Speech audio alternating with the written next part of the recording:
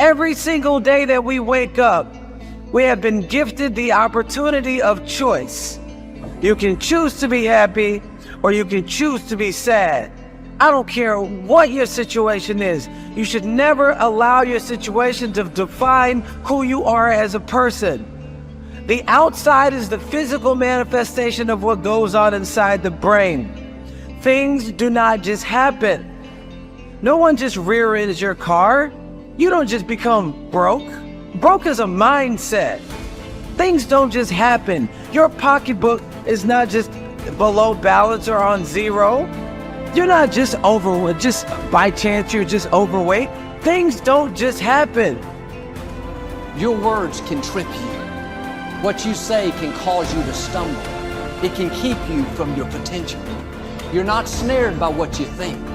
Negative thoughts come to us all. When you speak them out, you give them life. That's when they become a reality. When you say, I'll never get back in shape, it becomes more difficult. You just made it harder. When you say, I never get any good breaks, that stops the favor that was ordained for you. If you say, I'm not that talented, I don't have a good personality, that is setting the limits for your life. That is calling in mediocrity. So the recognition that negative thinking and unhappy states actually do nothing to change anything. If anything, they make it worse.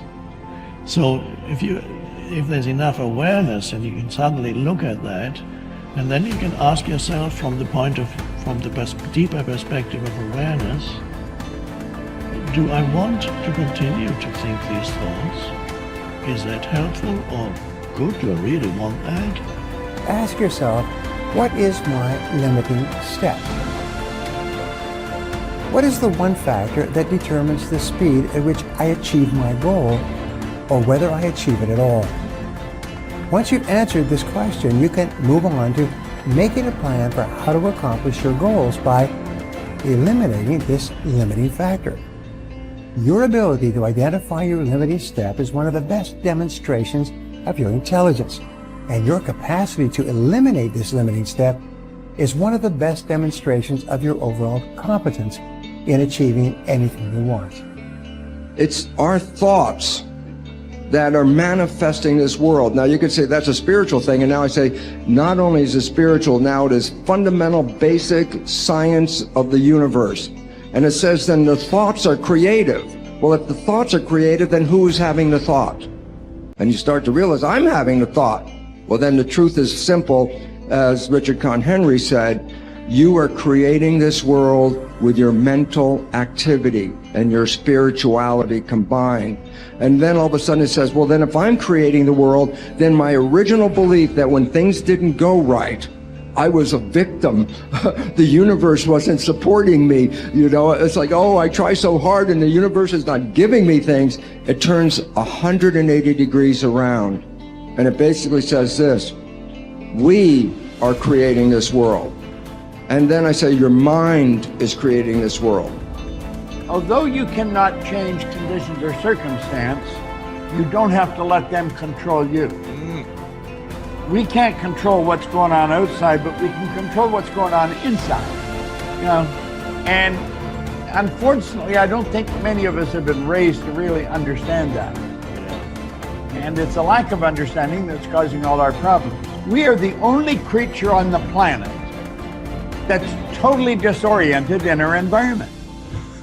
All the little squirrels, the birds, all the animals are completely at home in their environment. They blend in.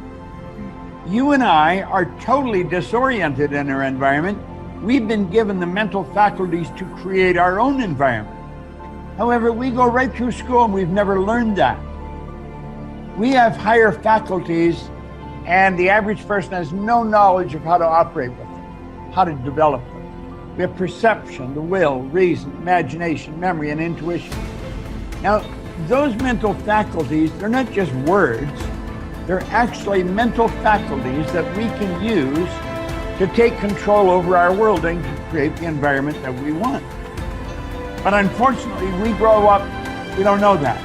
We've been raised to live through by what we see, hear, smell, taste, and touch. Our physical senses. And we've been raised to be controlled by what's going on outside. As little kids, will you listen to what I'm telling you? Will you look at this? You know, and so it's all outside. We get our report card, and that tells us what kind of student we are. But it really tells us where our mind was at for a few minutes 3 weeks ago. Got nothing to do with who we are.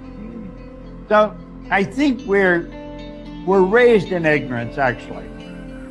There's a very small percentage of the population that have a reasonably clear understanding of who they are and what they're capable of doing, but the ones that do are in the minority. People think that the purpose of memory is to remember the past, and that's not the purpose of memory. The purpose of memory is to extract out from the past lessons to structure the future, and that's the purpose of personal memory. And so you're done with a memory when you've extracted out the information that you can use to guide yourself properly in the future. So if you have a traumatic memory, for example, that's really obsessing you, if you analyze that memory to the point where you figured out how you put yourself at risk and you can determine how you might avoid that in the future, then the emotion associated with that goes away. So memory has a very pragmatic function. And cultural memory is the same thing, is that we need to extract out stories from our past that structure our future. And we need that because, well, first of all, if you don't have a purpose, let's say, it isn't that your life becomes neutral in a meaningless sense. It's that your life becomes characterized by unbearable suffering, because the baseline condition of life is something like unbearable suffering. And what you have to set against that is a noble and worthwhile purpose. And hopefully your determination of that purpose is buttressed to some degree by the wisdom of the past, because you can't conjure something like that up on your own.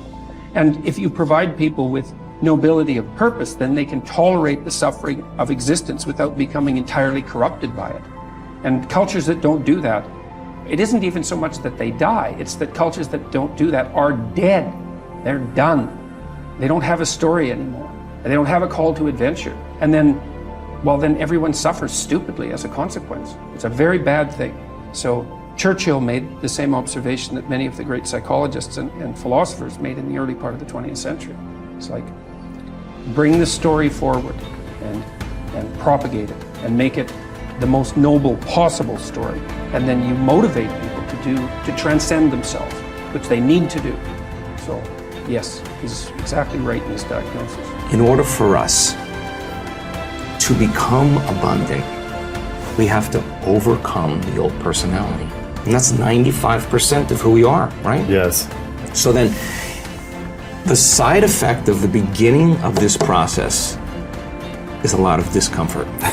It is a lot of discomfort because you're stepping outside the known into the unknown, and now you can't predict. It's scary. No, you'd rather hold on to your lack. The pain, the suffering. Rather tell the story of that. At least it makes you feel something that's familiar. Mm-hmm. When you step outside and you're saying, I'm not going to complain about money any longer. I'm not going to complain about I don't have any. I'm not going to judge other people who do. I'm not going to say I can. I'm not worthy. It's never going to work. All those things got to go. I'm not going to feel lack. I'm not going to feel unworthy. I'm not going to feel separation. I'm not going to feel resentment. These are the things that are keeping my reality the same. Now it's no longer about abundance, about who you become. Mm-hmm. The most successful people are long-term thinkers. They look into the future as far as they can to determine the kind of people they want to become and the goals they want to achieve.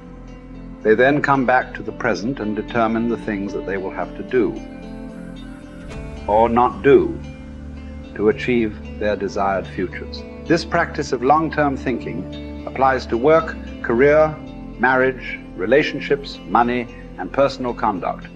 Successful people make sure that everything they do in the short term is consistent with where they want to end up in the long term. They practice self-discipline at all times.